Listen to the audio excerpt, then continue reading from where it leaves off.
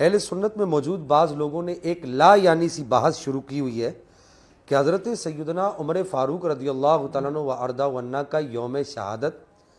یکم محرم الحرام نہیں تھا۔ پہلے تو میں یہ بات عرض کر دوں کہ اس بات کا کوئی نتیجہ نہیں ہے، کیونکہ نبی پاک علیہ الصلوۃ والسلام کا یوم میلاد اور آپ علیہ الصلوۃ والسلام کی میلاد کی جو محافل ہیں وہ سارا سال منائی جاتی ہیں۔ تو اب یہاں پر کوئی اٹھ کر یہ تو نہیں کہہ سکتا کہ جی آپ اس تاریخ کو یا اس مہینے کو یا سال کے اس دن میں آپ نبی پاک صلی اللہ تعالیٰ علیہ وبارک وسلم کا یوم میلاد کیوں منا رہے ہیں یا میلاد کی محفل کیوں منا رہے ہیں،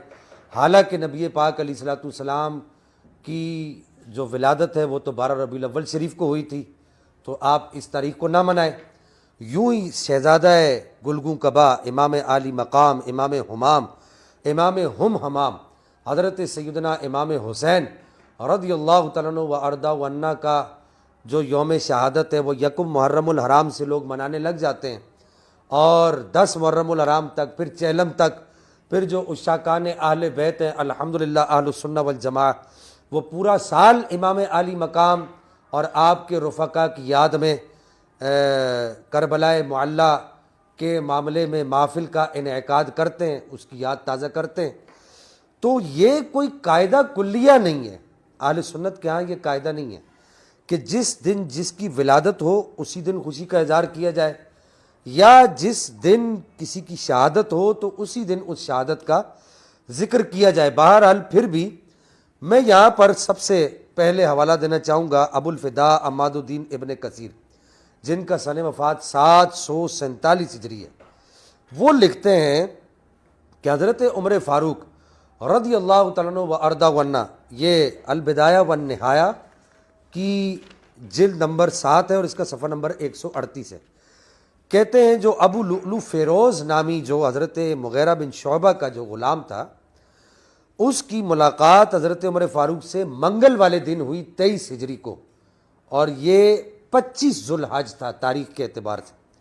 اس نے حضرت عمر فاروق رضی اللہ تعالیٰ عنہ و ارضا عنہ کو ایک جملہ کہا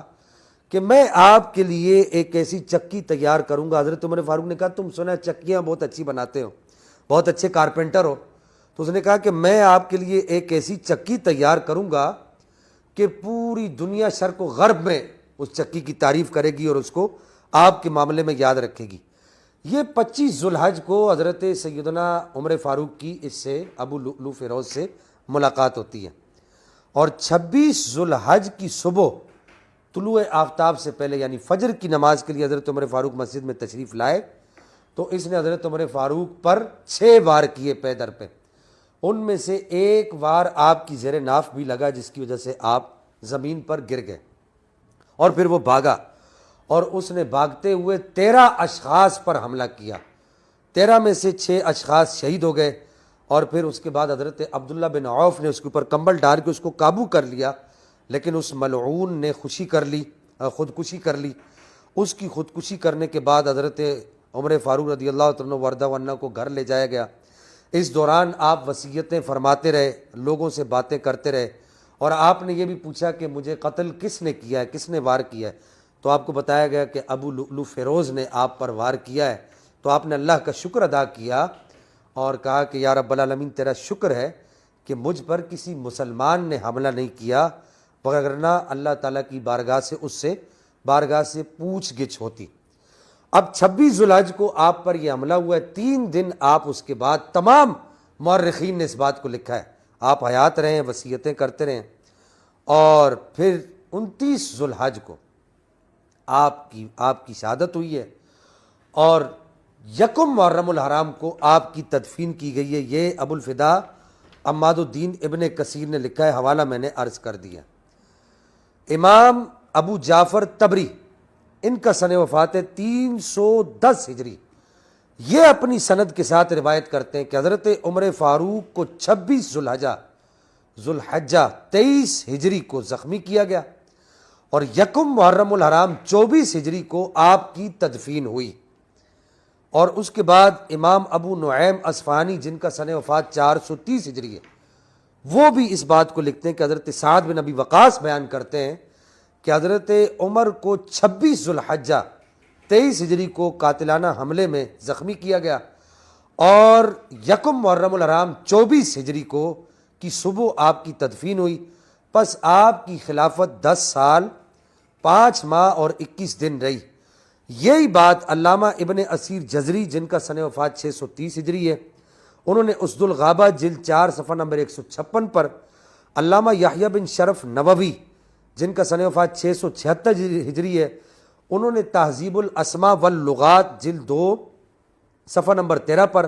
علامہ ذہبی، جن کا سن وفات 748 ہجری ہے، انہوں نے سیر اعلام النبلاء پر اسی بات کو، بہت بڑے مستند آدمی ہیں، اسی بات کو جلد 2 صفحہ نمبر 418 اور 417 پر اسی بات کو لکھا ہے۔ اور یوں ہی ملا علی قاری رحمہ اللہ، محدث کبیر، جن کا سن وفات 1014 ہجری ہے، انہوں نے مرقات المفاتیح کی جلد نمبر 9 صفحہ نمبر 3727 یعنی 3727 پر لکھا ہے۔ اور شیخ محقق علی الاطلاق شیخ عبدالحق محدث دہلوی، جن کا سن وفات 1642 عیسوی ہے، انہوں نے اپنی کتاب لمعات التنقیح کی جلد 10 صفحہ نمبر 130 پر بھی یہ لکھا ہے کہ حضرت عمر فاروق رضی اللہ تعالیٰ وردہ عنہ کا یوم شہادت یکم محرم الحرام ہے، آپ کو یکم محرم الحرام کو مدفون کیا گیا۔ آخر میں حضرت عمر فاروق کی